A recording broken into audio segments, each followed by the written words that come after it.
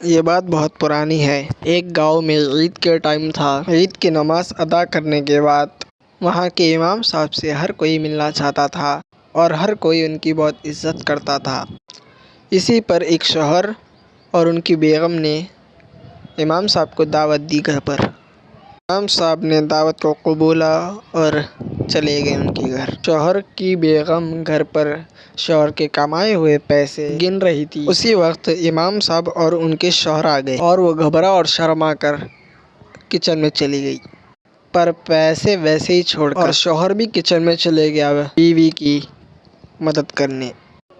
شوہر کی بیگم نے بھی کافی کچھ بڑھیا بنایا تھا اور دعوت ہو جانے کے بعد امام صاحب وہیں پر بیٹھے تھے جہاں پر شوہر کی بیوی نے پیسے بھول گئی تھی۔ بعد میں امام صاحب کے چلے جانے کے بعد شوہر کی بیوی دیکھتی ہے کہ وہاں پر پیسے نہیں ہے۔ اس نے یہاں وہاں ڈھونڈا، نہیں ملا، پورا گھر دیکھ ڈالا، پر پھر بھی اسے ایک پیسہ نہیں مل پایا۔ اب اسے ذرا شک ہو گیا کہ شاید امام صاحب نے لیا ہوگا۔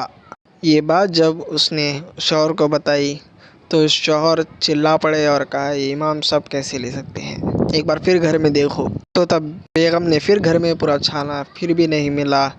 تو اب شوہر کا بھی شک تھوڑا ہوا کہ بھائی شاید امام صاحب نے ہی لیا ہو۔ بیگم نے کہا کہ نماز کے ٹائم پر اکیلے میں ان سے مل کر پوچھ لینا۔ شوہر نے ٹھیک ہے کہا اور گیا، نماز پڑھا۔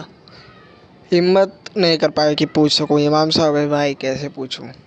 ہر بار وہ ہر نماز کو جاتا، کوشش کرتا بھائی پوچھ لوں، پر پوچھ نہیں پاتا اور خالی آتا جاتا۔ ایسے ہی کرتے کرتے 1 سال ہو گیا اور پھر سے عید آ گئی، پھر سے نماز پڑھا دیا امام صاحب۔ پھر بیگم نے کہا کہ ایک بار پھر سے دعوت دیتی امام صاحب کو۔ تو شوہر نے امام صاحب کو دعوت دی پھر سے۔ امام صاحب نے ٹھیک ہے چلیے بھائی بول کر جب وہاں پر گئے، پھر بیٹھے۔ پھر سے دعوت ہو جانے کے بعد امام صاحب جب خالی بیٹھے تھے تب شوہر نے ہمت کر کے پوچھ لیا کہ 11 سال آپ یہاں پر بیٹھے تھے، یہاں پر کچھ پیسے تھے، بیگم کو لگتا ہے کیا وہ آپ نے؟ تب امام صاحب نے استغفر اللہ لا حول ولا قوت۔ تو ایسا کیا ہوا ہوگا کہ امام صاحب نے لا حول ولا قوت کہہ ڈالا؟ کا جواب آپ مجھے کمنٹ باکس میں دیجیے اسے پاز کر کر۔ پھر وہ امام صاحب نے کہا، ہاں میں جب یہاں پر بیٹھا تھا یہاں پر کچھ پیسے تھے، میں سوچا اسے اٹھا کر کہیں رکھ دوں۔ تب انہیں کوئی بھی جگہ صحیح نہیں دکھی تو انہوں نے اٹھا کر قرآن کے پنے میں رکھ ڈالا اور اسے قرآن کو اٹھا کر اوپر رکھا تھا جہاں پہ وہ رہتا ہے۔ ایسا کرنے کے بعد شوہر اور اس کی بیگم نے جب قرآن میں جا کر دیکھا تو وہاں پر پیسے وہیں سے ہی صحیح سلامت تھے۔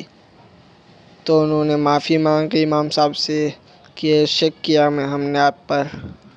امام صاحب کہتے ہیں کہ مجھے غم اس بات کا نہیں ہے کہ آپ نے مجھ پہ شک کیا، انہیں غم اس بات کا تھا کہ اس گھر میں 1 سال سے قرآن نہیں کھولی گئی، قرآن کی تلاوت نہیں کی گئی۔ تو ہم نے اس سے یہی سیکھا کہ قرآن کتنی بڑی نعمت ہے۔ تو دوستوں قرآن پڑھنا بہت ضروری ہے، یہ ہر مسلمان پہ فرض ہے کہ وہ قرآن سیکھے۔ سو تھینکس فار واچنگ۔